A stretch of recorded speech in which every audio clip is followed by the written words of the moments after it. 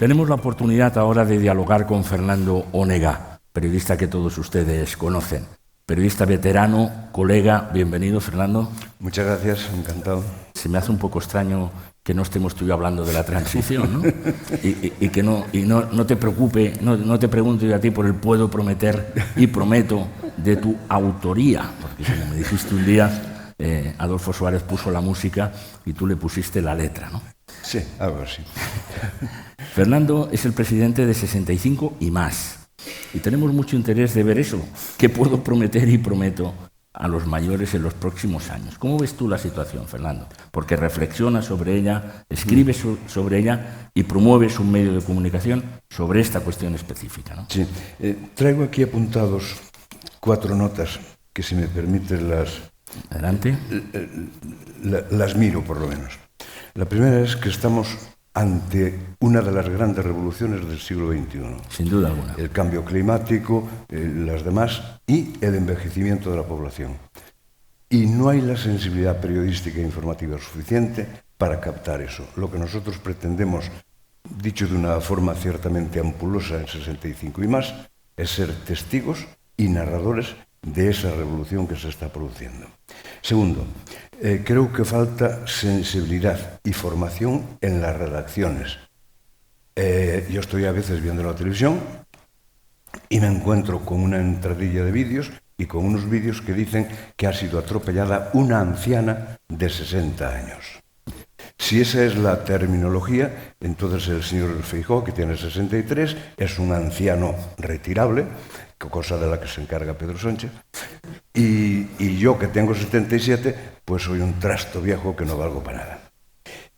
Tercero, estamos en un país de larga vida, con una esperanza de vida muy amplia, me parece que la más importante o la más larga después de Japón, pero estoy escuchando a expertos que saben de eso, de medicina. No estamos en los primeros lugares, ni mucho menos en salud de la gente mayor. Con lo cual ahí hay una deuda que tenemos, o que tiene la sociedad, o tiene el Estado con los mayores. Y la última... A pesar, Fernando, no, perdona, pero a pesar del sistema sanitario que tenemos, que está reconocido que es uno de los mejores, pero no en el segmento de mayores, es lo que estás diciendo. Exactamente, exactamente. Yo acabo de pasar ahora una etapa complicada con un trasplante de riñón y entonces he vivido dentro muchas cosas, dentro de los hospitales. La que más me ha impresionado es que estoy en el límite de que me hagan una nueva operación de ese tipo. Es decir, que yo tuve la fortuna de que mi mujer me regaló un riñón, pero si no, a lo mejor estaba condenado a vivir en diálisis el resto de mi vida. Y no sabéis lo que es eso.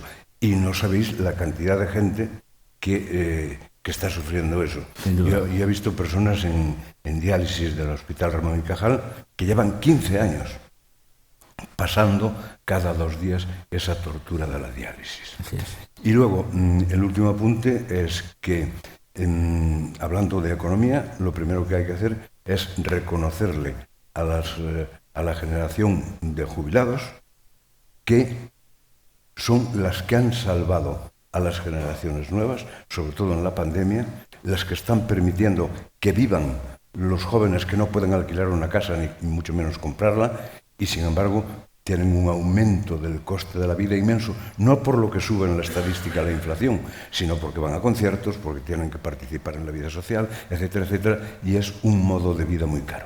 Eso es exactamente así. Volvamos a las redacciones y a nuestro mundo, ¿no?, de comunicación. Hombre, ya siempre habrá un despistado que ponga una anciana de 60 años, cada vez menos, ¿no?, porque sí, esto ya, desde luego, está avanzando, ¿no? Estamos cambiando. Pero es verdad, en las redacciones, pasó en otros sectores, no solamente en el mundo mediático, de las empresas mediáticas, se jubiló la experiencia, por lo general, antes de tiempo. Sí. Con lo cual hemos tenido algunos problemas. Y algunos problemas es que entonces los jóvenes no tenían tampoco de qué aprender. Entonces decía, bueno, que se vaya este director que es mayor, que se vaya este redactor jefe que es mayor. Y ahí está el origen, digamos, de muchos problemas. ¿Qué hacemos para ir, formando a todo el mundo? ¿Qué sugieres? ¿Cursos? ¿Una conferencia? ¿Algún testimonio? ¿Cómo convencemos a nuestros colegas de las redacciones que una persona de 60 años no está efectivamente, en su condición. No se le puede llamar anciana, y si quieren ver ancianos, que vayan a la provincia de Lugo, donde tú has nacido, y de Ourense, que son los campeones del mundo en longevidad, ¿no? Somos los campeones del mundo en longevidad y somos los campeones del mundo en soledad no deseada. Claro. En Galicia, en este momento, hay 120.000 personas, la mayoría mujeres, que viven en soledad. La última semana de agosto, solamente la última semana de agosto, y en la provincia de La Coruña, fueron encontradas 5 personas muertas que llevaban muertas un tiempo indeterminado en sus hogares. Los descubrieron pues por el olor o por la ausencia, etc. Que alguien dio la alarma ahí, ¿no? Alguien dio la alarma ahí. Exacto. Eso. Habrá tenido que dar 5 alarmas. Ya. Porque con una sola no descubres todo lo que ocurre. Yo creo que hay un enorme problema de desinterés, empezando por arriba en el gobierno. No hay un ministerio de los viejos, lamentablemente. En cambio, hay muchos departamentos de jóvenes. Hay un ministerio que es una vicepresidencia del gobierno, que es la segunda vicepresidencia, que lleva como segundo apellido y reto demográfico. Yo la fui a ver por otras razones y le digo, eres mi ministra. Y dirá, no, nosotros somos otra cosa. No es de los viejos en el sentido que estamos hablando aquí, sino hay otro reto demográfico por ahí paralelo que no sé qué coño es, pero tiene una vicepresidencia de gobierno.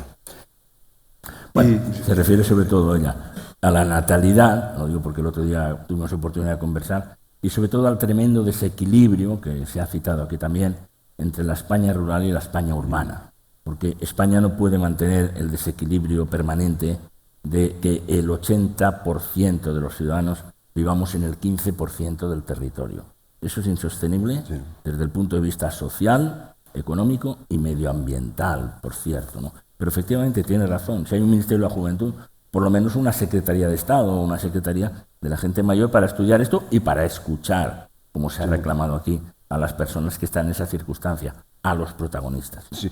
Hoy hablaba en la radio alguien del presidente canario, que viene a hablar en Madrid de la inmigración. Y resulta que para hablar de la inmigración en Canarias, en Madrid, tiene que hablar con 4 ministerios.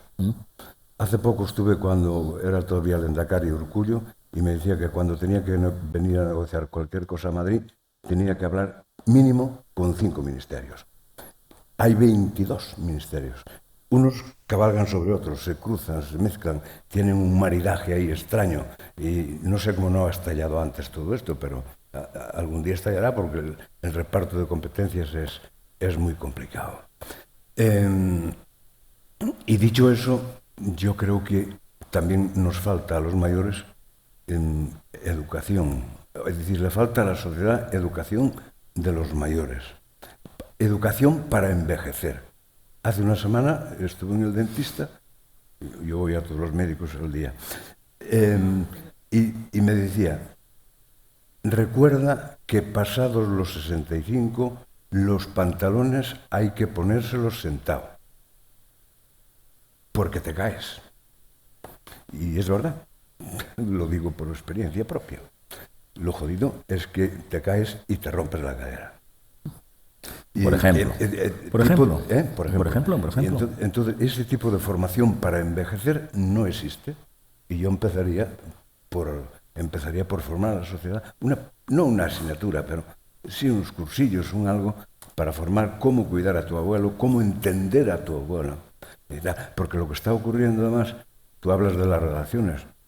Yo, en las que he pasado por tantas redacciones como hospitales, al mayor que había se le miraba mal, le llamaban el abuelo. El llamarte el abuelo en una redacción es condenarte al silencio y a la marginación. Y sospecho que eso ocurre en bastantes sitios. Mi hijo pequeño acaba de terminar ahora la carrera de ingeniero informático. Tiene ofertas de trabajo, una cada día por lo menos. Desde luego. Y está trabajando además desde el día 1. Pero van a la explotación del chaval joven. Eso explica la explotación de los jóvenes, pero explica también por qué se margina a los viejos. porque el viejo es más caro y no se le pueden hacer ese tipo de ofertas de un empleo de ingeniero por 2.000 euros. ¿Es así? Es así, lo estoy viviendo. Y esta jubilación anticipada a la que yo hacía referencia antes en las redacciones, pero se puede llevar a las telecomunicaciones, se puede llevar a la banca, se puede llevar a tantísimos sectores, yo creo que a todos. Prácticamente está en relación con esto de que el jefe de sección o el redactor jefe ya cobra más, es más caro y entonces lo sustituiremos por un chico que acaba de llegar, que está muy bien. Y dentro de poco por la inteligencia artificial. Pero sí, bueno. Pero que luego no pueden y no tienen con quién aprender, no tienen referencia, sí. Y que luego se producen pues esas circunstancias tremendas.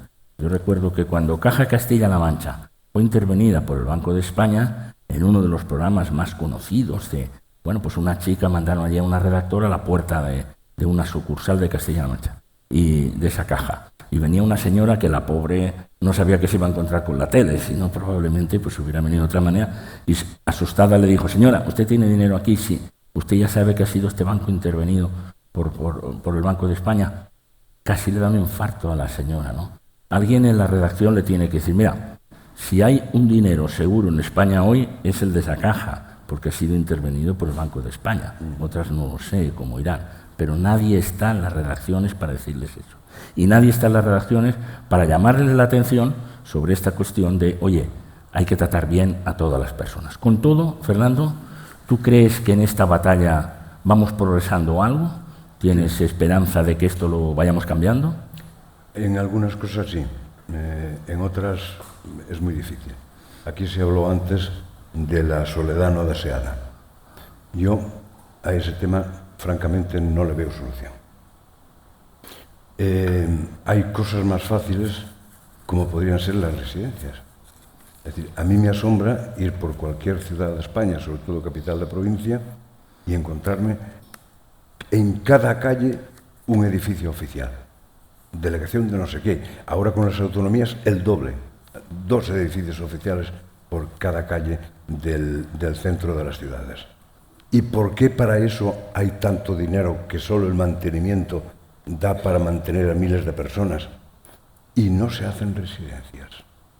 ¿Y por qué se dejan a la iniciativa privada, básicamente? Que las hacen y son buenas y malas. Las hay buenas y las hay malas, hay de todo. Pero no hay sitio para la gente. No hay... las que podemos pagar los pobres no son las residencias a las que aspiramos. Creo que ha sido muy positiva la lucha contra el tratamiento de los bancos, la encabezada por Carlos San Juan. Hemos hecho en 65 y más una encuesta a la que han respondido cerca de 15.000 personas y es demoledor el descontento con los bancos. En fin, se pueden hacer muchas cosas y hay cosas que no se pueden hacer. Pero volviendo a las recomendaciones que hacías, entonces algunos cursos para decir póngase los pantalones sentado a partir de determinada edad y tantas otras cosas sería muy interesante. Hemos visto antes aquí un vídeo del tricicle magnífico sobre las precauciones que debe tener uno cuando se acerca a un cajero, para que no, ojo con el que tienes al lado, etcétera, no lleves el dinero en un lugar visible, etcétera, etcétera. Bueno, de ese orden sería muy bueno que tuviéramos más cosas y que se difundiera públicamente, porque yo estoy seguro que evitaríamos muchos accidentes, evitaríamos muchos despistes. Recuerda aquel anuncio de nuestra querida Concha Velasco, es un anuncio, ya lo sé, yo ni me acuerdo de la marca, pero en todo caso decía, he sustituido mi bañera por una ducha a la que puedo entrar fácilmente. Tenía toda la razón, porque allí estaba probablemente un tanto por ciento muy importante de las roturas de cadera que había en España, ¿no? ¿Te acuerdas del anuncio de Concha? Mira, cuando iniciamos 65 y más, le pusimos ese nombre porque 65 era la edad barrera. Eso es.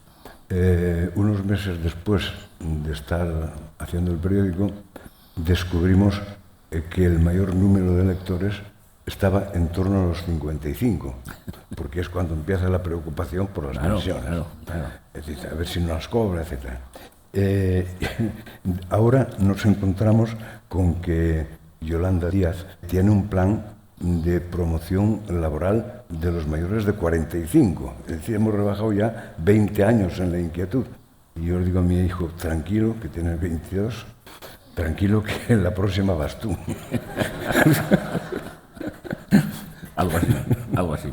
Bueno, Fernando, realmente yo celebro mucho que estés en esta batalla por tu capacidad de ser referencia y por esta implicación. Como has dicho al principio, y es verdad, este es uno de los desafíos más importantes que tiene la humanidad, no ya España, que es el envejecimiento de una población tan importante. Fíjate cuando se sume China, que se está sumando a todos estos problemas que tenemos ahí. Pero las batallas se ganan precisamente con lucha y se ganan con alianzas, ¿no? Una última cuestión. ¿Quién sería el aliado o el segmento o la institución o el político? ¿Con quién se tiene que aliar todo este movimiento que estamos escuchando aquí en este 7º encuentro de Economía Senior? Yo en las alianzas del segmento senior no creo. Creo que el segmento senior se tiene que aliar consigo mismo, formar una fuerza de presión, ser exigentes. Lo están siendo, ¿eh? La labor que están haciendo las asociaciones es muy importante.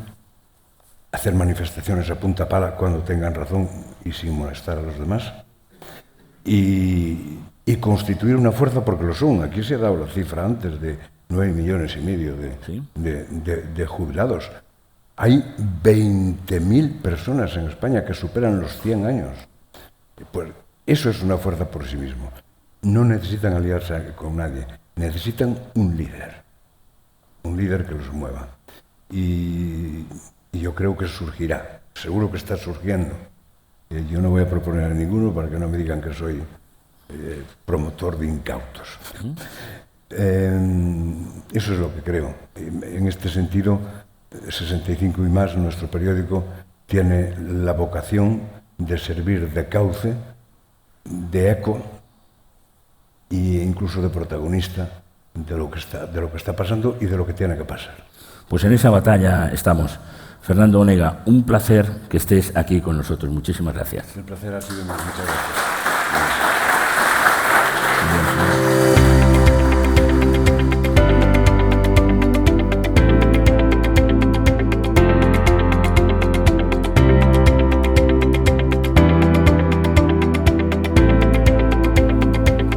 En este 7º encuentro de Economía Senior estamos hablando del envejecimiento, pero desde distintas miradas.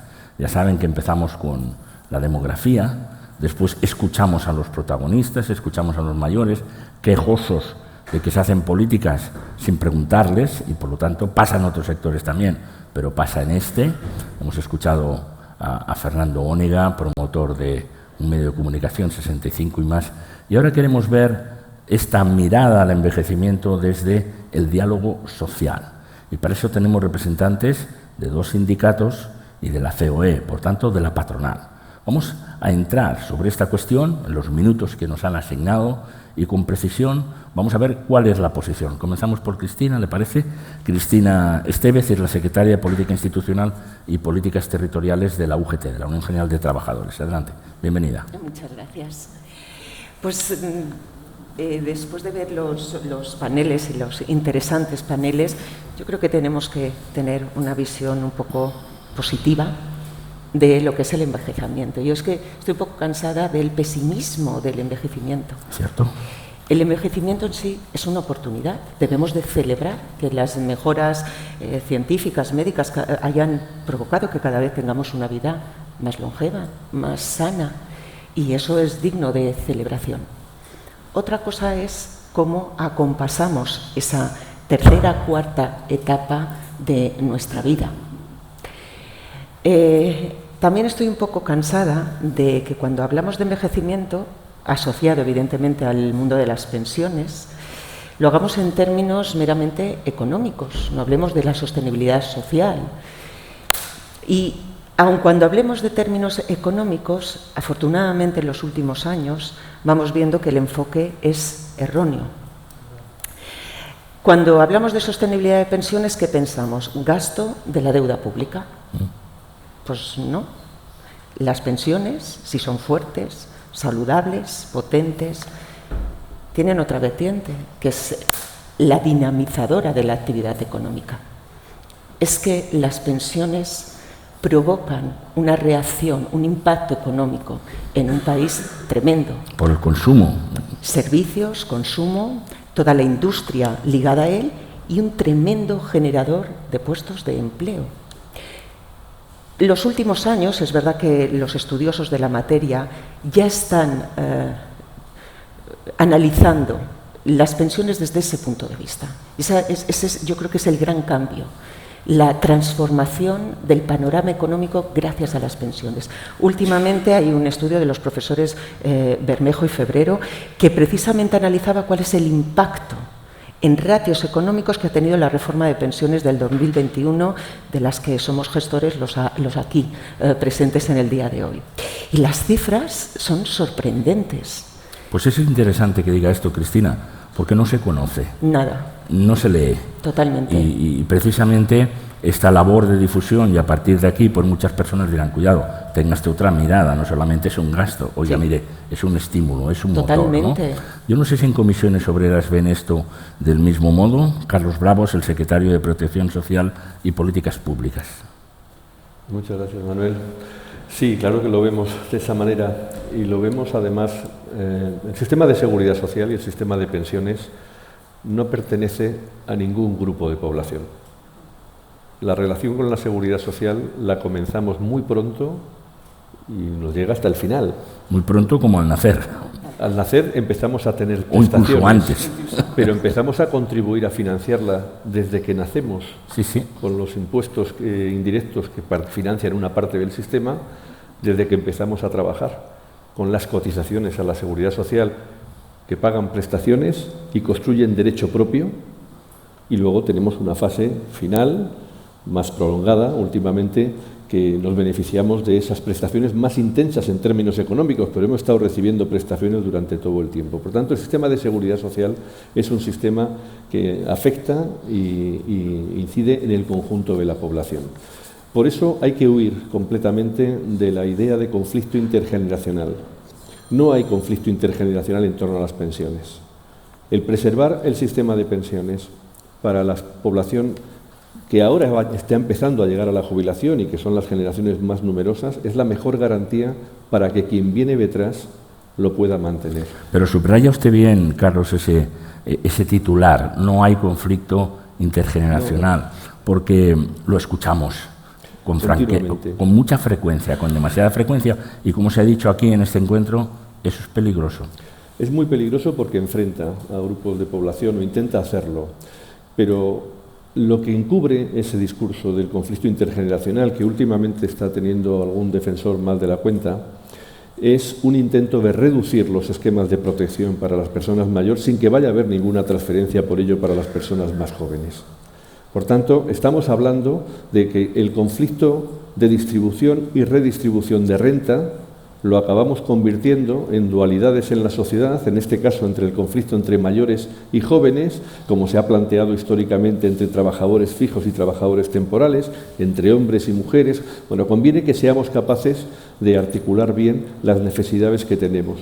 La mejor garantía del sistema de seguridad social para las personas más jóvenes es que no lo debilitemos, ahora que tenemos ciertamente 20, 30 años de mayor intensidad en las necesidades, porque llegan generaciones muy numerosas que merecen ser tratadas igual que han sido tratadas las anteriores, y que tratarlas de esa manera, y puede hacerse, es la mejor garantía de que las siguientes también lo tengan.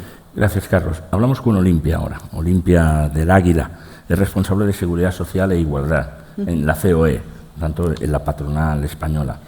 ¿El punto de vista de la patronal difiere, tiene matices con relación a lo que han expresado aquí los sindicatos o no?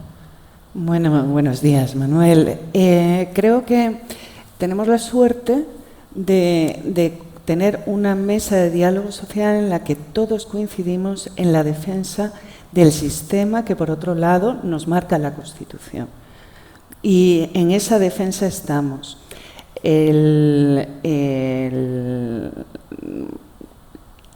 la gran intensidad de diálogo social que hemos vivido en la última etapa da muestras de ello. Es cierto que nosotros tenemos como patronal determinadas preocupaciones que difieren de las preocupaciones propias de los sindicatos. En nuestro caso, nuestra principal preocupación es la creación y mantenimiento del empleo. Y para eso, para poder tener, además en España tenemos un tejido productivo muy singular, constituido por, iba a decir pymes, micropymes, que necesitan crecer. Porque ahora el juego económico es un juego internacional, necesitamos empresas fuertes. Para eso necesitamos tener contención en los costes asociados al empleo.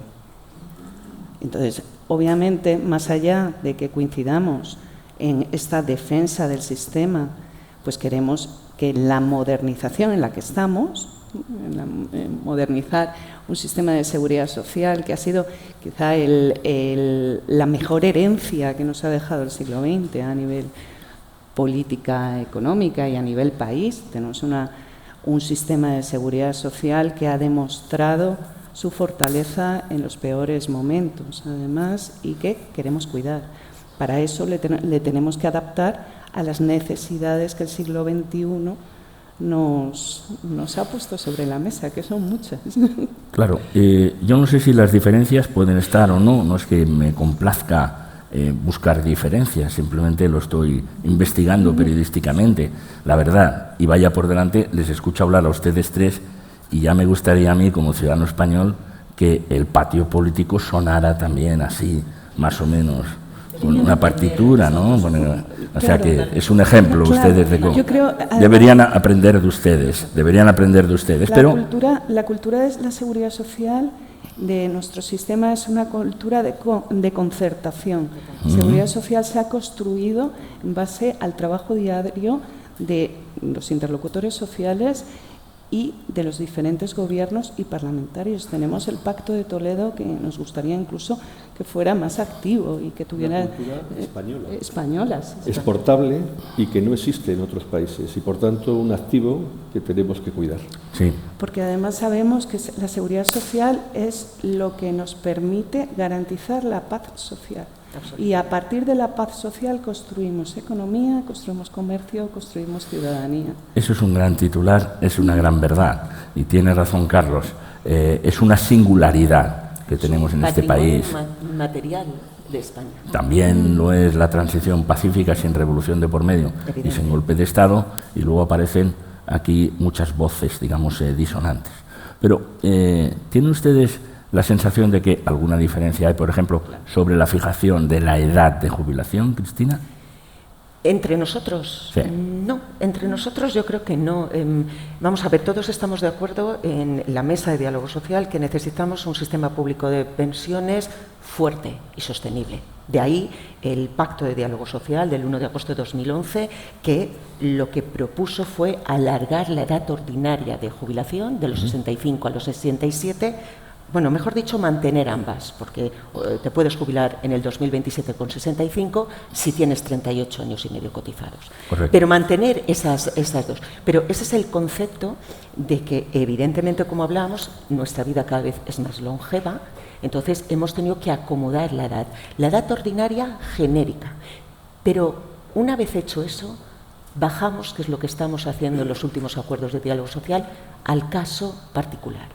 Hay personas que tienen que tener la posibilidad de seguir trabajando si lo desean y otras personas que es inviable que lleguen a los 65 años porque su actividad profesional reviste de una penosidad y una peligrosidad. Los mineros, tremenda. por decir algo. Pero no hace falta ir a determinadas profesiones que todos tenemos en la cabeza. Mujeres de la dependencia, el 99% de empleados de la dependencia son mujeres, dependencia a domicilio. Una mujer con 66 años que se ha dedicado los últimos 20 a la dependencia tiene una constitución física de una mujer de 70. Y nos encontramos a ancianas cuidando de ancianas. Es inviable que esas mujeres puedan llegar a los 67 años. En cambio, aquellas mujeres, voy a poner el mismo caso, que son médicos cirujanos que tienen otro nivel de responsabilidad, pero no física, no penosa, quizá quieran estar más años en su profesión para desarrollarla. Bueno, pues eso es lo que estamos diseñando ahora. O profesoras, por ejemplo. Por ejemplo. Quiero decir que es cierto que la mayoría de profesiones, actividades penosas, son feminizadas. Recaen en las mujeres, pero he querido poner en la misma balanza la cuestión de género. Eso es lo que estamos diseñando. La edad tiene que ser estándar para generar y cubrir la sostenibilidad del sistema, pero luego tiene que ir a la particularidad y en todo caso la piedra angular es la voluntariedad, no en el caso de las profesiones penosas, sino el de alargar tu vida laboral. No puede ser en ningún caso porque tu pensión sea tan escasa que debas de cubrir, ni porque sea necesario como apuntalamiento del sistema público de pensiones en ingresos. Vamos con esto de la edad, Carlos, en la ronda esta que estamos haciendo. Bueno, hay varias cuestiones. Nosotros el concepto que se ha articulado en los últimos 30 años en la concertación social en España es el de jubilación gradual y flexible. Es decir, tenemos que permitir la salida de las personas antes de o posibilitar la continuidad voluntaria en el puesto de trabajo en aquellas personas que puedan y quieran permitírselo. Con ello estamos respondiendo al incremento de la longevidad, aumenta la esperanza de vida, aumenta la posibilidad de permanencia en el puesto de trabajo. Es verdad que aquí hay una gran contradicción, que se ha mencionado en las mesas anteriores. Trabajar para que la gente pueda retrasar voluntariamente la edad de jubilación y vivir con un fenómeno de expulsión del mercado de trabajo de mayores de 55 años que no tienen posibilidad de retorno es un oxímoron. Una contradicción evidente. Absoluta. Por tanto, tenemos que actuar. Es verdad que la demografía nos ayuda, pero además de la demografía nos tiene que ayudar la legislación, nos tienen que ayudar las normas, nos tiene que ayudar la cultura empresarial y la cultura del conjunto de las instituciones en nuestro país. Pero luego hay una segunda parte, por no centrarnos solamente en los elementos de pensiones y jubilación, lo mencionaba Cristina. Una población más longeva y una población que tiene una tendencia de concentración en las edades más altas de una mayor parte de la población en los próximos años es una oportunidad, es un yacimiento de empleo, es una oportunidad de servicios. Y nosotros tenemos un problema ahí. Desde el año 2007, con la Ley de Dependencia, se articuló un sistema que se llamó el cuarto pilar del Estado del Bienestar, que está muy lejos de estar constituido y que hoy un 40% de las personas atendidas, que son en torno a 1.200.000, como más de 300.000 en listas de espera todavía, muchas fallecen sin ser atendidas, y que van a ser más de 2 millones en 10 años, están atendidas con cuidadores familiares no profesionales. Y el modelo no puede ser el del cuidado familiar no profesional, el de una mujer mayor cuidando de una mujer mayor, que seguirá existiendo siempre, siempre habrá red familiar que funcione, pero el modelo tiene que ser el de servicios profesionales de calidad, en residencias, en centros de día, en ayuda a domicilio con mayor intensidad en las horas, en teleasistencia, es decir, en todos estos servicios que tienen que ser crecientes y a los que tenemos que dedicar una mayor atención. Y que la gente que trabaja ahí, que como decía Cristina son muy mayoritariamente mujeres, tiene que tener reconocimiento social, formación y cualificación, reconocimiento económico y reconocimiento profesional. Y estamos muy lejos de eso. Si queremos que nuestras personas mayores, si queremos nosotros ser atendidos de la mejor manera posible, tenemos que construir el sistema y la infraestructura para hacerlo. Estamos de acuerdo. Olimpia, estaba diciendo antes, la concertación social es una garantía de la paz social. Cuando llegó el debate de que si 65 y 67, con las matizaciones que ya se han hecho aquí, yo pensé, bueno, esto va a ser realmente un conflicto muy importante. Estábamos mirando, a veces miramos el espejo francés y otros espejos, pues precisamente deforman la realidad. Porque por mucho menos, y hablando de 62 años, se llenaron las carreteras, se llenaron las calles, y digamos el concepto de paz social más bien no se veía ahí, no se veía por ninguna parte. Ahí debemos de apuntar, el problema en Francia no era la edad, sino que se solicitaban 42 años de cotización para poder jubilar. También, pero tú lo lees y dices, si aquí estamos hablando de 67 y no se ha oído un ruido, permíteme que lo diga así, popularmente, estos señores por 62, pues venga, chalecos amarillos o cosas parecidas. Denos su punto de vista sobre eso, sobre la edad, si hay alguna matización desde el punto de vista de la patronal. No, creo que en esto estamos trabajando conjuntamente y la edad de 65 años es una edad icónica, casi fetiche. Fue invento, digamos, de Bismarck hace más de un siglo.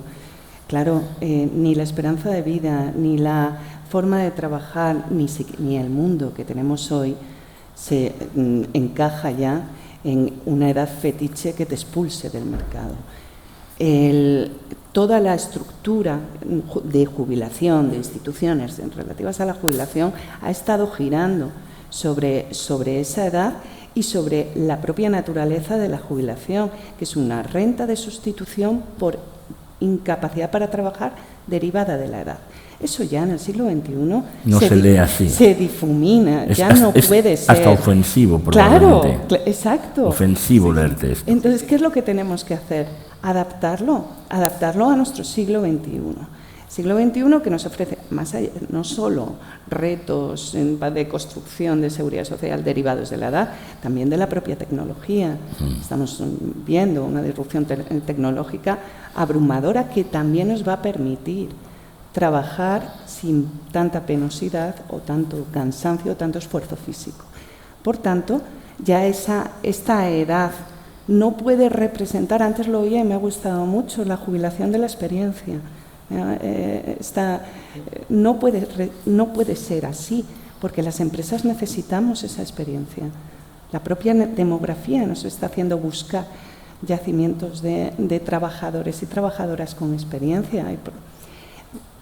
Por tanto, queremos avanzar en las fórmulas de flexibilidad de la jubilación, tanto en la parcialidad, pues a lo mejor ya con determinada edad, determinada experiencia, no quiero dedicar 8 horas diarias más 1 hora de trayecto, pero quiero seguir vinculado, porque tenemos una sociedad donde el trabajo marca identidad. Quiero seguir vinculado porque sé que tengo mucho que ofrecer profesionalmente. Las empresas van a necesitar además esos profesionales. No ya solo por cuenta ajena, también los trabajadores autónomos y trabajadoras autónomas que han construido su... Y quizás son los menos cuidados. Claro. Nosotros, de hecho, ahora mismo en el último acuerdo hemos querido echar una mirada especial a fórmulas de compatibilidad que usan fundamentalmente los trabajadores y las trabajadoras autónomos. Incluye a muchos empresarios, lo digo porque usted sabe que luego dice, vamos a jubilarnos. Y un señor que ha creado puestos de trabajo y muchos, como cotizó como autónomo, cobra bastante menos de pensión que cualquiera de los empleados a los que él les dio trabajo. No estoy hablando de un caso concreto, estoy hablando de lo que pasa. De lo que pasa. Veo que hay poco matiz. Qué pena que no venga yo aquí a debatir con usted ahora. Qué pena, Cristina. Pero le digo porque le puedo presentar los casos y decirte, señor, creó 30 puestos de trabajo y cobra menos que casi todos los que están allí. Bueno, ahora, ya empezamos bien. No, vale. Porque ahora hay una cultura distinta. Antes daba igual el ingreso que tuviera un autónomo. Muchos que no pensaban en la jubilación pagaban la cuota mínima. Eso luego cuando llegas a la jubilación se paga. Ahora ya hay otro concepto, se ha hecho una pedagogía. Y en ratios lo que tiene que ser es que seas trabajador autónomo o por cuenta ajena, tu contribución tiene que estar en relación con lo que recibes. Lo que no puede ser es que un autónomo de esos antiguos, con esa mentalidad que ya creo que existen pocos, con una aportación mínima muy por debajo de la que le corresponde pagar a un trabajador por cuenta ajena, vaya a recibir la misma pensión. Eso está cambiando y de hecho el acuerdo que hemos firmado todas las organizaciones habla de que en los próximos 7 años de forma progresiva todos los autónomos tendrán la obligación de cotizar por las rentas reales, precisamente para protegerlos en el futuro y que no se vean con unos años de bonanza, no han apenas cotizado, lo han hecho por el mínimo y luego vean sacrificada su pensión. Bueno, aplazamos el debate, aunque perdona, porque he asaltado con la compañera Olimpia totalmente, bueno, que sé que está de acuerdo conmigo. Bueno, yo creo además que el acuerdo que hicimos, que es un acuerdo donde rompe unas tradiciones y una cultura en el RETA importante, que hemos que tiene el objetivo de avanzar en la protección del trabajo autónomo. Y además con una especial atención no solo a la gradualidad, sino a la valoración en el camino. Nos toca al año que viene a estudiar y valorar cómo se ha puesto en marcha, si está funcionando para la mejora de la protección de los trabajadores autónomos y cómo continuamos el camino, ¿no? Muy bien. Bueno, tenemos que ir concluyendo. A mí me gustaría, como en los grandes debates, porque esto es apasionante, la pena es que no tenemos una hora para hacerlo, un minuto final. Empezaremos por Carlos. Ese minuto final en el que uno dice lo más importante que quiere decir, o lo que ha dicho al principio, o subraya lo que sea. Minuto de oro, le llamamos en la tele. Adelante. No, yo pondría en valor la concertación social como un elemento diferencial y que garantiza el sistema de pensiones en España desde el punto de vista de sostenibilidad social y económica en mejor manera que ningún otro. Me gustaría contraponer algún dato. Toda Europa ha evolucionado hacia una imposición legislativa de retraso obligatorio de la edad de jubilación a los trabajadores y trabajadoras. Así es. España tiene un sistema en el que tiene un sistema de jubilación anticipada, incentivos a la demorada, que permite esa jubilación gradual y flexible, y donde la edad ordinaria de jubilación sigue siendo mayoritariamente 65. Más del 50% de las personas que se han ido el último año se siguen yendo con 65 y así seguirá siendo. Esos elementos de concertación social son los que permiten garantizar de mejor manera la pensión de los actuales pensionistas y la pensión de los futuros. A esto le tenemos que añadir otras parcelas, porque no solo las prestaciones económicas determinan la calidad de vida de las personas mayores. Necesitamos que los servicios sociales, que los servicios de atención a la dependencia, que las estructuras de protección social funcionen de una manera más eficaz, tan eficaz como funciona el de seguridad social. Y eso, un apunte final, tiene una complejidad mayor, porque la seguridad social es competencia del Estado.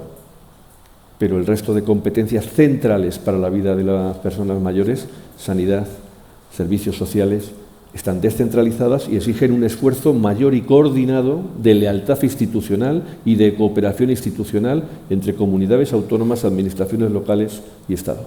Hay tarea, hay tarea, complicada. Vamos a su titular, ¿no? Ha dicho defender el sistema de concertación social como algo positivo. Yo diría que es un titular que nos ha dejado claro. Sí. Su minuto, Cristina. El envejecimiento debe ser una oportunidad para todos y no un nicho de desigualdades. Por eso debemos de corregir durante el camino, durante el proceso, hasta llegar el momento de la pensión. Recordemos que la pensión es la única renta que no va a tener posibilidad de crecimiento. Como mucho, la podemos salvaguardar de parámetros como la inflación, mediante la revalorización ligadas al IPC. Pero una vez que uno tiene una pensión, no tiene posibilidad de defenderse. Esa es la pensión para toda la vida. Por lo tanto, las desigualdades debemos de corregirlas por el camino. Porque con esa pensión, como bien dice Carlos, hay que enfrentarse al problema de la vivienda, hay que enfrentarse a problemas del incremento de muchísimos precios, de ayuda a la dependencia que socialmente, públicamente no están funcionando. Por lo tanto, el titular es: el envejecimiento debe de ser una oportunidad y no un nicho de desigualdad. Clarísimo. Olimpia del Águila, para concluir su minuto. Gracias. Para salvaguardar la seguridad social y este gran instrumento estructurador, además del Estado, lo que necesitamos son, desde luego, hacerlo muy sostenible y con mucha sinergia con las necesidades sociales y las necesidades del mercado laboral. Para ello necesitamos que también sea un estímulo para la creación y el mantenimiento del empleo y, por tanto, sí que habría que actuar con cuidado sobre los costes asociados al puesto de trabajo. Necesitamos la mejor garantía de sostenibilidad de este sistema, tal y como lo tenemos, es que se mantenga o se mejore la creación de empleo. La forma de pagar más pensiones es que haya más personas trabajando por mejores salarios, y los salarios tienen mucho que ver con absolutamente que ver con la productividad. Para eso necesitaremos políticas de formación, formación continua, formación para el empleo y mucho apoyo a la creación de empresas tecnológicas, empresas de gran valor añadido. Muy bien, muchísimas gracias a los tres por haber estado aquí y muchísimas gracias por la música que hemos escuchado. La verdad que uno siente esperanza y además alivia mucho escucharles a ustedes. Un placer, gracias.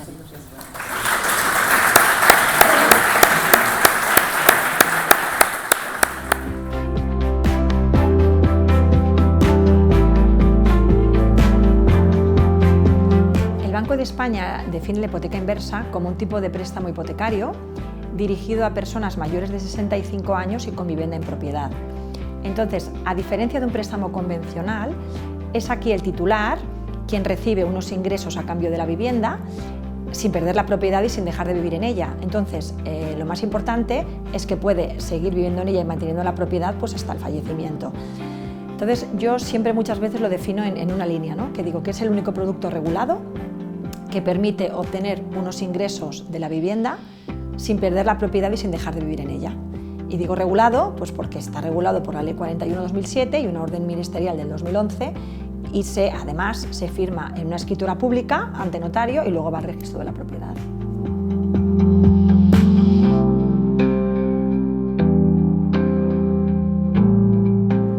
La hipoteca inversa va dirigida a aquellas personas mayores de 65 años y con vivienda en propiedad. Eso es lo primero que fija la normativa que es necesario para poderla contratar. Y entonces luego nosotros desde CASER siempre decimos que tenemos dos perfiles, ¿no? Lo que serían lo que se llaman jóvenes con tiempo libre, que son aquellas personas que llegan a la edad de jubilación encontrándose muy bien, como pasa con muchos españoles actualmente, porque somos muy longevos, y dicen, oye, pues ¿por qué no complementar mi pensión? Porque sabemos que el ahorro principal que han tenido los españoles a estas edades ha sido la vivienda y que han ahorrado 6 veces más en vivienda que en planes de pensiones. ¿Por qué no complementar mi pensión de jubilación a costa de mi vivienda, manteniendo la propiedad, eso sí, para mis hijos, la herencia, que es lo que quieren, y poder, pues como nos dicen muchos clientes, pues oye, seguir viajando con mi mujer? O hay una señora que me dijo, pues es que yo lo que quiero es me gusta ir a la peluquería todos los meses y salir a comer con mis amigas. Luego hay personas que también lo quieren para cometer alguna reforma en la vivienda, por ejemplo, para hacerse ducha en lugar de bañera, y luego ya encontramos ya lo que son ya personas ya algo más mayores, que entonces dicen, ostras, es que yo lo que quiero es aumentar las horas de la chica que tengo en casa o poderme pagar unos cuidados en el hogar, o incluso también muchas veces lo hacen para poder ayudar a familiares o a hijos.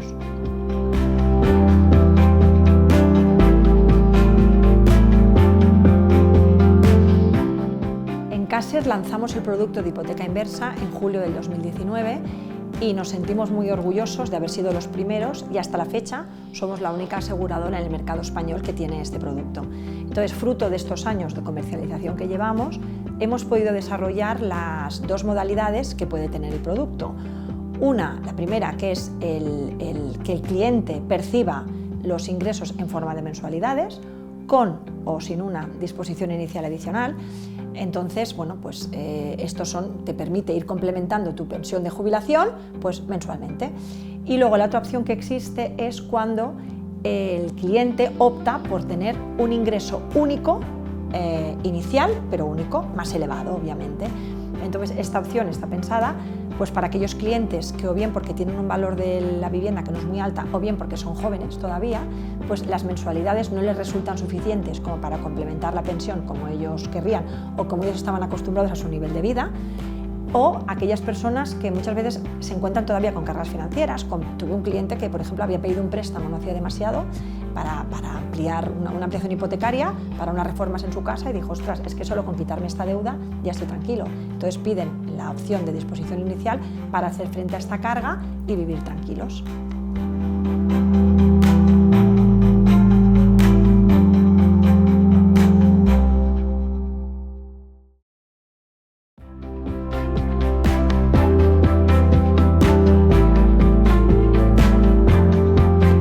El envejecimiento de la población es ya una realidad. Las organizaciones, como las sociedades, nos enfrentamos actualmente al reto de gestionar la diversidad.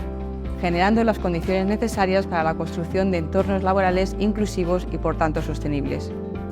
Para ayudar a las empresas a alcanzar este reto, AENOR cuenta con 2 innovadoras soluciones que contribuyen a trabajar desde un enfoque de mejora continua.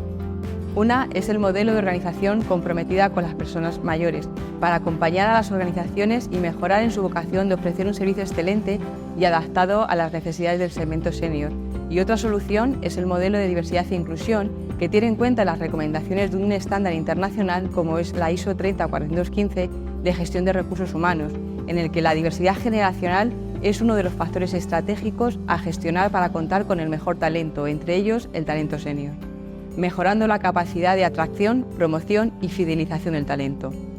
Las certificaciones de estos modelos reconocen y ponen en valor el compromiso de las empresas con el objetivo de crear y afianzar una cultura organizacional inclusiva gracias a la consecución de metas que les permita la mejora en el desempeño en estos ámbitos, mejorando su competitividad y con ello su propia sostenibilidad.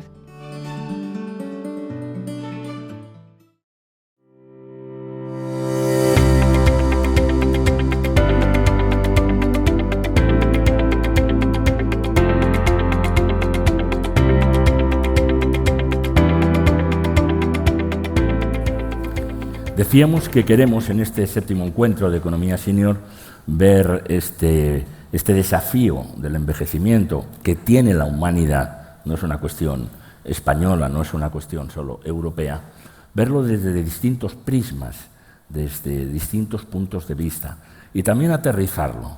Y ahora, en este segmento, lo queremos aterrizar claramente en el mundo de la empresa. Tenemos 3 invitados en este debate que van a participar aportando su punto de vista, que para nosotros es absolutamente fundamental. Saludamos a la señora Ángeles Alcázar. ¿Cómo está? Usted es la socia directora de Observatorio Generación y Talento. Presentaremos después también a Susana Estudillos y a Javier Zubicoa.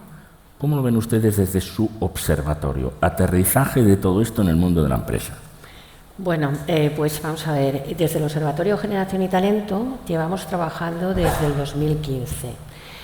Yo tengo que decirte que la diversidad generacional es una realidad, es un reto ahora mismo.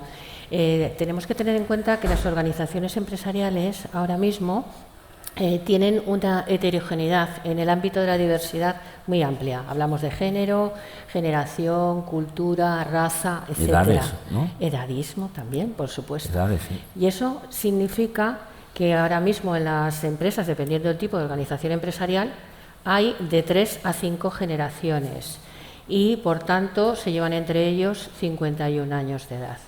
¿Qué significa esto? Pues que han vivido unas circunstancias laborales distintas, tienen unos conocimientos, tienen unas habilidades, tienen unas expectativas y también han vivido una adversidad generacional completamente distinta.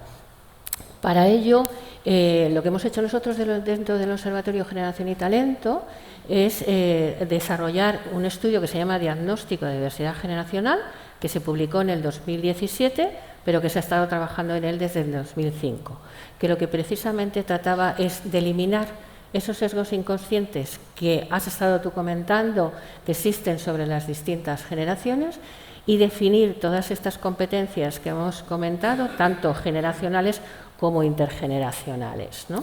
Ustedes hicieron un estudio en el 17 y van a sacar otro en el 25.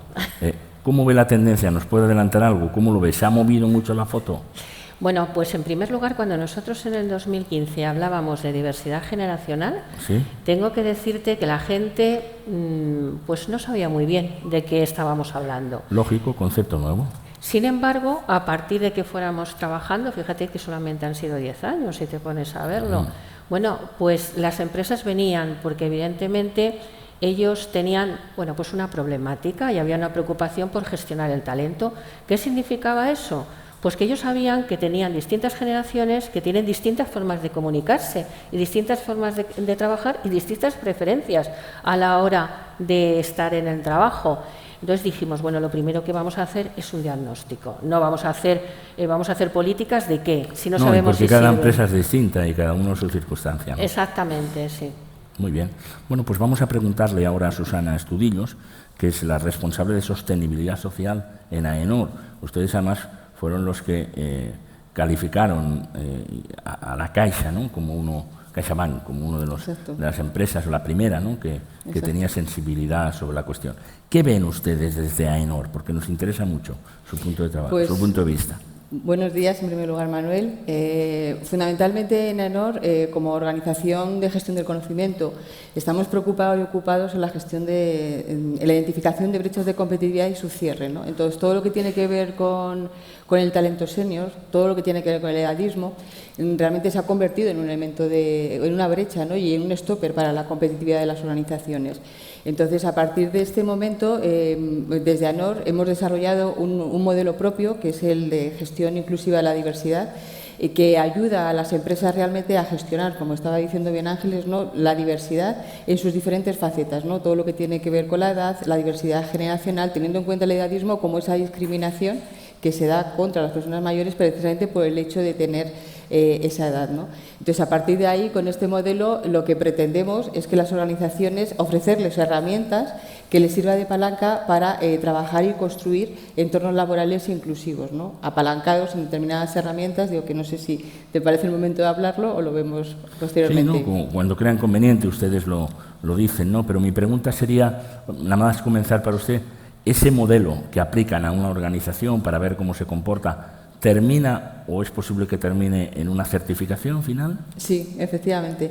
Nosotros lo que proponemos siempre es una propuesta de trabajo, en este caso siempre objetivar todo el trabajo que hace una organización y en muchos casos que ya viene trabajando de hace mucho tiempo porque tiene un foco en la diversidad, que trabajen a través de procesos desde un enfoque de mejora continua y sobre todo desde un enfoque absolutamente integral 360, de tal manera que se trabaje todo lo que tiene que ver con la diversidad ya no solo a nivel interno en cuanto a gestión de su plantilla, sino también a nivel externo, porque de aquí va a determinar mucho la capacidad de mejorar su sostenibilidad social y su impacto sobre la sostenibilidad económica, y con ello finalmente la certificación es como la guinda a un reconocimiento de un trabajo bien hecho y encaminado hacia la construcción de esa cultura.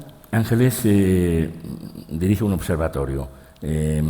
Usted está en una empresa de certificación. Vamos a una empresa real, vamos a Generali. Vamos a ver cómo aterrizamos esto en una empresa de seguros, una empresa importante, y para ello está con nosotros Javier Zubicoa, que es el responsable de diversidad e inclusión en las relaciones laborales en esa empresa. Bueno, pues en Generali nos dimos cuenta de que teníamos una relación, hicimos un diagnóstico y veíamos que teníamos aproximadamente un 50% de nuestros empleados que tenían 50 o más años, en un contexto en el que bueno, pues se iba alargando la edad de jubilación, no solo a la edad ordinaria, que de la que hablábamos respecto a la seguridad social, sino también un poco la práctica que se va realizando en las grandes empresas, en donde había esquemas de prejubilación que bueno, pues ahora son más raros y menos sostenibles, aunque siga habiendo en grandes empresas. Y nuestra idea era sobre todo empezar a gestionar, ¿vale? Uno de nuestros compañeros de viaje, somos miembros del observatorio, y esto también nos ha permitido pues, compartir experiencias con otro montón de grandes empresas que están allí, y luego pues, dar un poco las bases. Por ejemplo, en el tema generacional nos preocupaba mucho esa tentación o esa dinámica que se puede generar socialmente de ir orillando a las personas que tienen una cierta edad, y nuestro foco en relación a toda esa generación es mantener lo que llaman su compromiso, su vinculación con la empresa, su motivación, etcétera.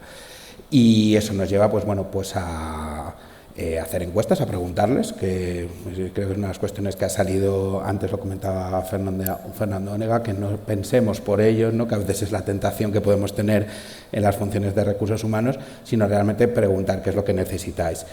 A veces se pensaba que la gente quería como fórmulas de acceso a la jubilación, están interesados, pero claro, es un segmento de edad que es muy largo, no es, quizá habría que diferenciar lo que es de los 50 a los 60, 60 y algo, y las personas que ya están muy próximas a la edad de jubilación. Y las personas que a partir de los 50 pues nos demandaban mayores oportunidades de seguir aprendiendo, de seguir aportando, etcétera. Y luego es que además esa es la decisión de negocio, por así decirlo, smart, sabia o adecuada, ¿no? Porque decir, la importancia de la economía senior como consumidores es importante, y a veces tenemos a gente de generación Z diseñando productos para senior y claro, te tienes que poner en la piel de esos clientes. Bueno, ¿no? es una queja generalizada, ¿no? Se diseñan productos para ese segmento, pero no nos preguntan. Exacto. Entonces es muy difícil eso, ¿no? ¿Y ustedes cómo lo notaban? ¿Cuántos empleados tienen en la compañía? 1.700 aproximadamente. 1.700, un colectivo espectacular. ¿Cómo lo notaban? ¿Se formaban grupos ahí por edades y tal? Bueno, hemos hecho de todo, desde las encuestas, focus group especial por generaciones, etcétera. Se producen choques culturales a veces de lo más tontos, que es decir, que las personas igual de una determinada edad pues les parece una falta de educación que el chico joven entre con los cascos y no salude, y eso va creando determinados obstáculos, barreras, que impiden un poco la convivencia generacional y la transferencia de conocimientos, que al fin y al cabo es lo importante, ¿no? Y de habilidades. Y lo que estamos es planteando pues modos de trabajo que sean mucho más colaborativos y que bueno, pues fomenten esa convivencia y esa transferencia de conocimiento intergeneracional. Sí, a Susana le quiero preguntar por las palancas de acción. ¿Cómo ponemos de acuerdo a esas generaciones dentro de la empresa? ¿Cómo lo activamos para que haya un diálogo positivo y podamos crear una mejor convivencia?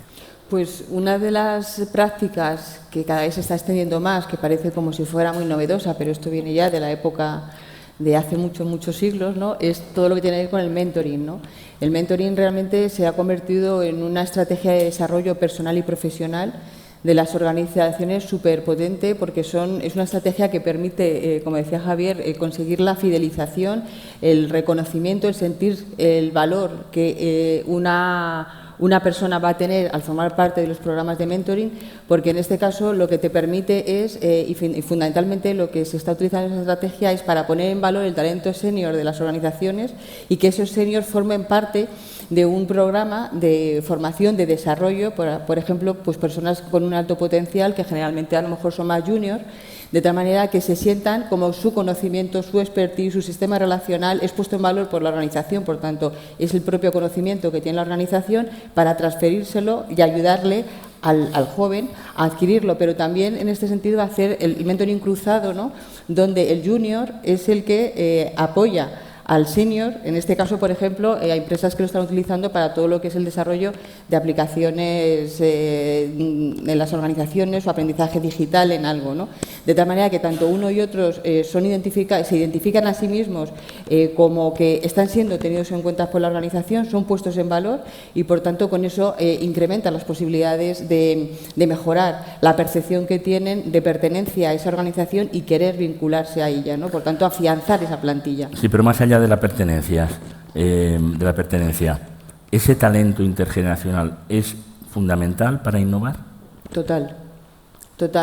En este sentido, como decía Emirta Casanova, fundadora y directora del Instituto Europeo para la Gestión de la Diversidad, en su libro El poder de la diferencia dice que es determinante, tengo aquí, la eficacia de una organización depende de la coincidencia del perfil de su plantilla con la clientela y la cadena de suministro. Es decir, también como decía Javier, en el momento en el que tú estás diseñando, estás creando productos para una generación determinada o un colectivo determinado y en el grupo no estás contando con esas personas, hay parte que te pierdes, porque por mucho que queramos ponernos en la piel de los demás, si yo no soy hombre, yo no puedo saber lo que percibir los hombres. Si yo no tengo unas edades asociadas a unas características determinadas, por mucho que puedo presuponer por lo que veo, pero yo no lo estoy viviendo, por tanto, no soy capaz de trasladarlo.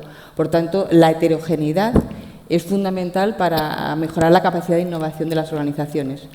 Muy bien. Le quería preguntar a Ángeles cosas concretas. ¿Qué pasos recomendaría en una empresa para afrontar este problema? Usted ha dicho al comienzo, primero que nada hagamos un diagnóstico para saber cómo estamos. Estupendo. A partir de ahí del diagnóstico, ¿qué pasa? Bueno, lo primero que quiero decirte para hacer el diagnóstico es que realmente las empresas viven lo que está pasando en la sociedad y lo que hemos comentado a lo largo de la mañana. Hay un envejecimiento de la población y, por otro lado, la necesidad de incorporar talento joven. Entonces, están viviendo las empresas exactamente lo mismo que ocurre en la sociedad. Y eso no quiere decir nada más y nada menos que hay que gestionar el talento de la organización si no quiere morir de alguna manera. Y para ello, ¿qué tiene que hacer? Pues, en mi punto de vista, 3 aspectos. Primero, tiene que hacer ese diagnóstico que estamos diciendo, Y ese diagnóstico no deja de ser una foto real de la compañía en el momento actual. ¿En qué sentido? Bueno, pues cuál es la plantilla en la edad media de mi plantilla, cuántas personas de los tramos generacionales tengo, ahora en este momento, dentro de 5 años y dentro de 10, cruzándolo con un mapa de conocimiento. Es decir, tengo que hacer un mapa de conocimiento de mi organización y analizarlo y cruzarlo con los datos. Establecer cuáles serían los puntos, los puestos estratégicos de la compañía, analizar cuál es la necesidad de nuevos puestos que tengo y de nuevos medios tecnológicos. Ese sería el primer paso. Cruzándolo, lógicamente esto tiene que ver mucho con el objetivo que se fije la compañía en materia de gestión de talento y gestión de la diversidad general. Como bien ha dicho ellos, dependiendo si estamos hablando del talento senior, si estamos hablando del talento junior. ¿Para qué? Porque tenemos que saber, en primer lugar, el negocio. ¿Qué necesidades tiene el negocio? La dirección de la empresa va a liderar ese proyecto de acuerdo con los objetivos y, muy importante, cómo van a asumir ese objetivo que se ha fijado la empresa de gestión de talento de la diversidad generacional, cómo lo tiene asumido y lo va a transmitir. Y también importantísimo las expectativas del colectivo al que se está dirigiendo. Si nos estamos dirigiendo a un talento senior, ¿qué es lo que quieren ellos dentro de la compañía para establecer esas políticas? Y por último, muy importante, yo creo que dentro de ese plan estratégico la formación juega un papel fundamental en adquirir habilidades nuevas y, por otro lado, también reciclar las necesidades. Javier, aterricémoslo siempre, y a mí me gusta buscar en las empresas. Por ejemplo, buscan ustedes jóvenes para trabajar, buscan talento. No es fácil, porque este es un país, además, en el que seguimos teniendo 2,5 millones de parados y yo veo miles de empresarios buscando gente para trabajar. Algo pasa, no se encuentran. ¿Qué hacen ustedes?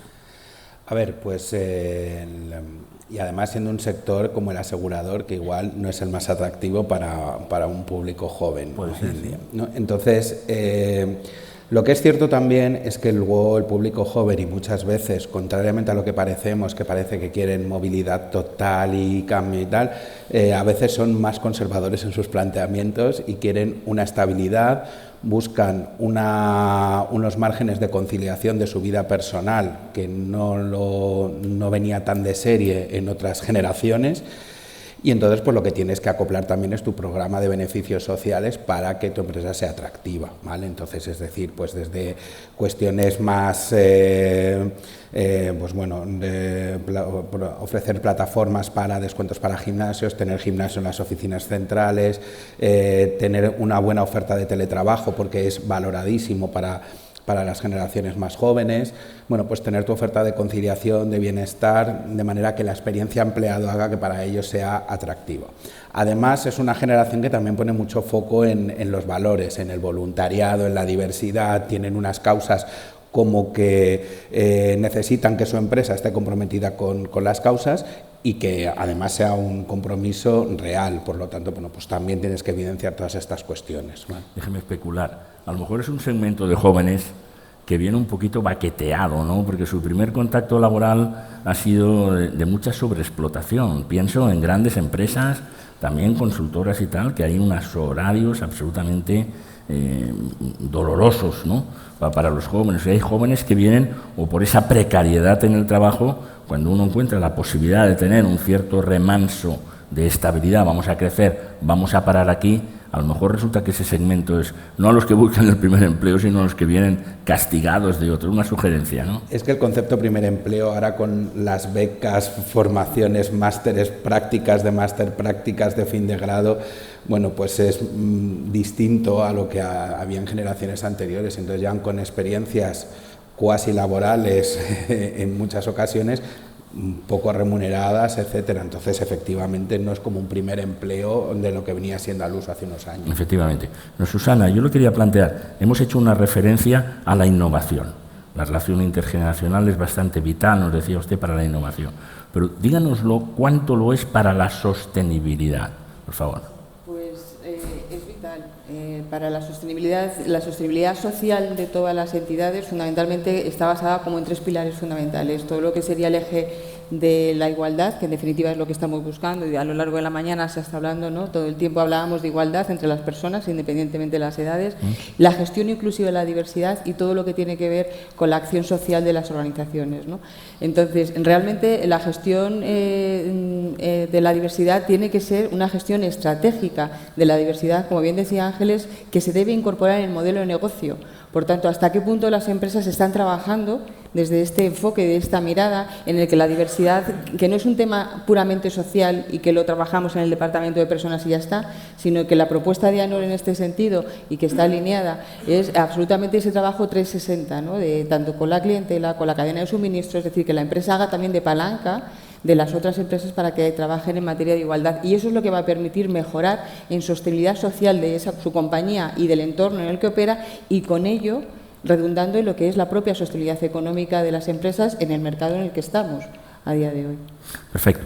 Bueno, vamos a ir concluyendo. Ya saben ustedes, un minuto final para plantear, subrayar el titular principal que nos hayan querido decir. Me gustaría que fuéramos a ese minuto final, no reabriendo temas, sino subrayando qué es lo que tenemos. Javier, ¿qué diría usted en ese minuto final? Bueno, pues que el talento senior es clave en la economía, tanto por una cuestión de justicia social, de igualdad de oportunidades. 2, para mantener el compromiso de esas personas, que además son un importante porcentaje de la fuerza laboral de este país. Y 3, porque es una decisión adecuada de negocio si queremos, bueno, pues amoldar nuestros productos y servicios a las necesidades de nuestros clientes, que son diversos y que hay un porcentaje. Perfecto, mensaje clarísimo. Ángeles. Bueno, pues yo creo que la diversidad generacional es un reto, y es un reto de las organizaciones. Detrás del Observatorio Generación y Talento hay 37 más o menos empresas que están preocupadas por esta materia. Creo que gestionar la diversidad generacional es importante porque realmente es uno de los valores más importantes de la compañía. La compañía no será tal si no tiene una buena gestión de personas. Y hoy en día, en el trabajo hay que ser feliz, además de producir, y de alguna manera, si tú estás contento, date cuenta de la cantidad de horas que pasamos en el trabajo, esa empresa, ese trabajo, ese entusiasmo irá hacia adelante. Tiempo ahora para concluir. Susana Estudillos, adelante, de AENOR. Bien, pues yo para concluir decir que, como decíamos antes, ¿no?, que el posicionamiento de las empresas a día de hoy y en el futuro va a depender mucho de la capacidad que tengan, ya no solo de reconocer la diversidad generacional, sino la gestión estratégica desde este enfoque 360 en su modelo de negocio, ¿no?, y que esa es la propuesta que hacemos desde AENOR. Muy bien. Muchísimas gracias. Gracias a todos.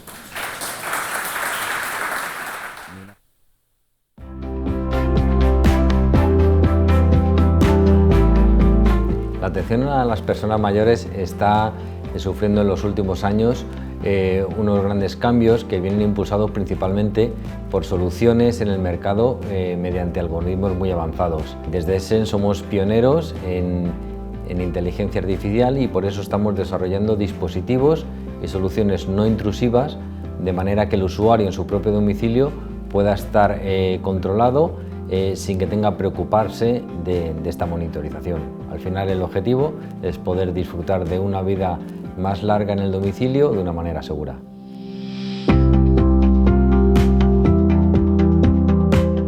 Estamos muy orgullosos desde Essence en presentar nuestro nuevo dispositivo para materia de detección de caídas llamado Umbrella. Aparte de la detección de caídas, dispone de geolocalización y esto es muy importante porque los datos que son recogidos a través de un algoritmo muy avanzado son enviados para detectar no solo las caídas, sino eliminar todas las falsas alarmas que tan importantes son en nuestro sector. El dispositivo Umbrella es de tamaño reducido y dispone, aparte del botón de pulsación de emergencia, de un altavoz bidireccional para que el usuario, en caso de ser necesario, pueda contactar.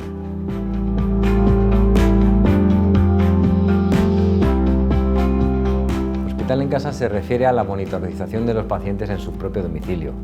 Mediante diversos dispositivos médicos, tales como un pulsioxímetro o tensiómetro, se recogen los datos que son enviados a través de un terminal a un software de gestión. Este software monitoriza todos los eventos de manera que, de una manera muy sencilla, el usuario evita el tener que desplazarse a un centro médico para una medición completamente rutinaria. El objetivo al final es tener una recuperación en su propio domicilio, que es la mejor manera de recuperarse.